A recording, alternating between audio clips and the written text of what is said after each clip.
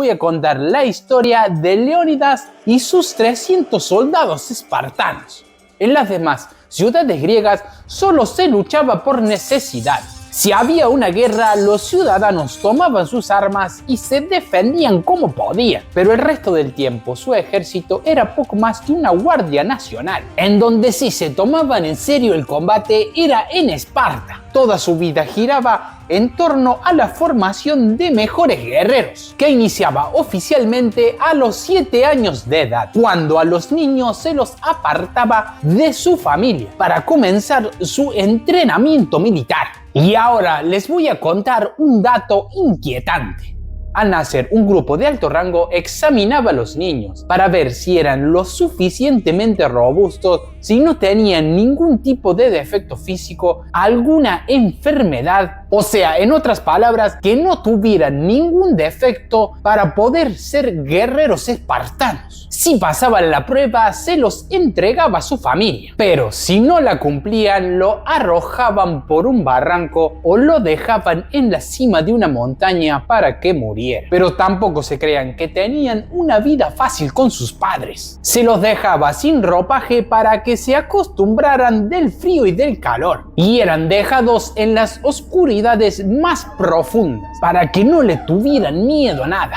De los 7 a los 20 años pasaban a ser parte de una unidad juvenil en donde se les enseñaba a leer y escribir de una manera básica. Pero lo que sí se les enseñaba con mucho esmero era a ejercitarse físicamente y al manejo de las armas. Y les inculcaban disciplina y lealtad ciega al pueblo. Los niños iban descalzos y mugrientos. Casi nunca se los bañaba y se les daba muy poco alimento. Así se veían en el apuro de conseguirlo sea como sea. Hasta los 15 años tenían el pelo rapado y después de allí se lo dejaban crecer porque pensaban que se veían mucho más temerosos. Y con respecto a las niñas, también eran educadas por el Estado, con gran énfasis en actividades físicas como el atletismo y la lucha. Pero su idea no era crear guerreras, sino madres que engendraran hijos fuertes. Una vez que los jóvenes completaban su formación, servían a su ejército hasta los 60 años. La manera en que se gobernaba en Esparta era bastante particular, debido a que tenían 2 reyes al mismo tiempo, y ambos poseían el mismo poder y podían dirigir a su ejército, o sea, tenían las mismas responsabilidades. Leónidas nació en torno al 540 a.C.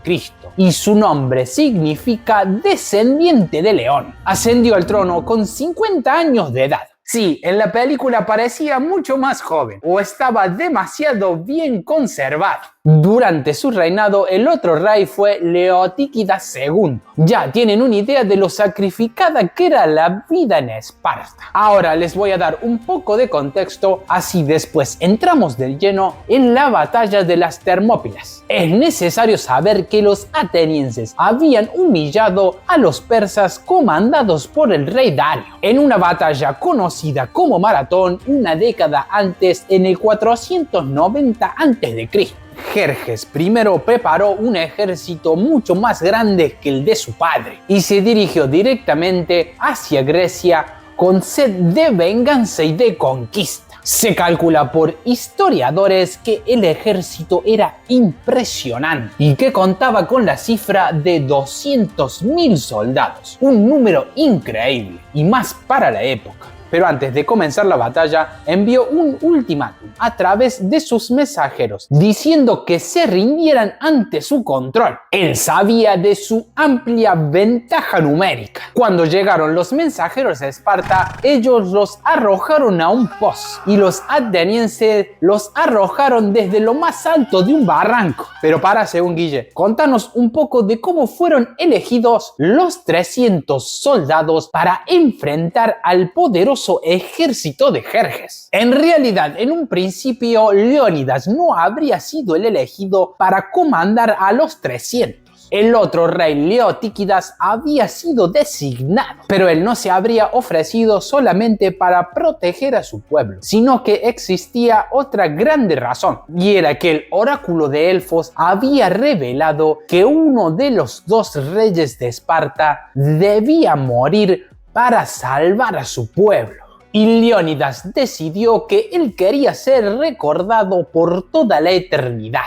Leotíquidas II podría haber dicho: si vos querés ir rey, te doy mi lugar. Los 300 fueron elegidos mediante una intensa competición y tenían entre 20 y 29 años y debían poseer una enorme destreza con las armas y poseer una excelente condición física. Y puso una condición más, que debía tener al menos un hijo para poder continuar con su linaje. Igualmente tenían bien en claro de la superioridad del ejército persa y que era una derrota inevitable. O sea, estaban siendo elegidos para sacrificarse por su pueblo. Pero eso en Esparta era todo un honor y para ellos no existía nada más vergonzoso que ser señalado como un cobarde. Si se regresaba con vida de una batalla perdida, era considerado un acto de deshonra y eran inmediatamente apartados de la sociedad y discriminados por el resto de sus vidas. Meses después, el ejército de Jerjes se encontraba muy cerca de ingresar a Grecia. Estaba muy cerca de las Termópilas, que significa puertas de aguas calientes, por unas aguas termales de la zona, que se trataba de un estrecho, y en su parte más angosta medía unos 15 metros, y estaba entre una montaña y el mar. Del lado de los griegos se encontraban guerreros de diferentes poblados que estaban en guerra entre sí, pero esta vez estaban luchando en conjunto contra un enemigo en común, y entre ellos Leónidas y sus 300 soldados espartanos, y en total eran unos 7000 soldados. Y ustedes dirán, ¿por qué son tan pocos? ¿Acaso Atenas no mandó a gran parte de sus guerreros? Realmente eso no pasó y no van a creer el motivo. En este mismo momento se estaban llevando a cabo los Juegos Olímpicos en Atenas y en otras palabras como que no le dieron mucha importancia a los 200.000 soldados persas que venían a invadirlos. Los juegos eran más importantes.